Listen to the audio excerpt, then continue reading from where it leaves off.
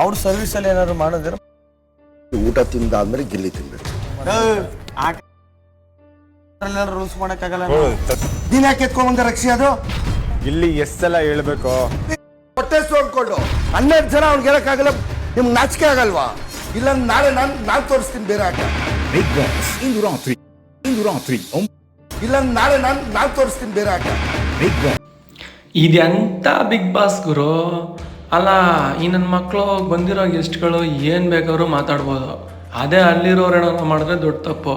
ಅವನು ಯಾರೋ ಸೆಡೆ big boss ಅನ್ನೋನು ಅವ್ರು ತಪ್ಪು ಮಾಡಿದಾಗ ಏನು ಹೇಳಲ್ಲ.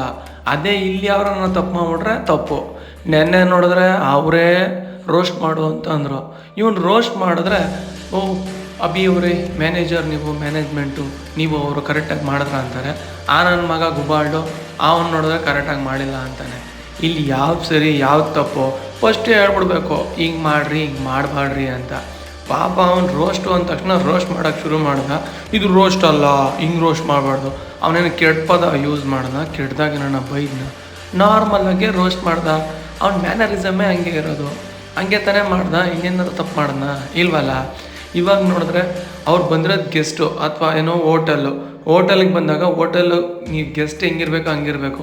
ಅವನು ಯಾವಾಗ ಊಟ ಮಾಡಬೇಕು, ಯಾವಾಗ ಊಟ ಮಾಡಬಾರ್ದು, ಇವ್ರೇನು ಕೆಲಸ ಮಾಡಬೇಕು, ಅವ್ರೇನು ಕೆಲಸ ಮಾಡಬೇಕು, ಅದೆಲ್ಲ ಯಾಕೆ ಹೇಳಬೇಕು? ಅವರೇ ಹೇಳ್ತಾರಲ್ಲ, ನೀನು ಹೆಂಗಿದೆಯೋ ಹಂಗಿರಬೇಕು, ಹಂಗೆ ಮಾಡಬೇಕು ಅಂತ. ಏನು ಅಂತ ಕಮೆಂಟ್ ಸೆಕ್ಷನಲ್ಲಿ ನಿಮ್ಮ ಒಪಿನಿಯನ್ ತಿಳಿಸಿ.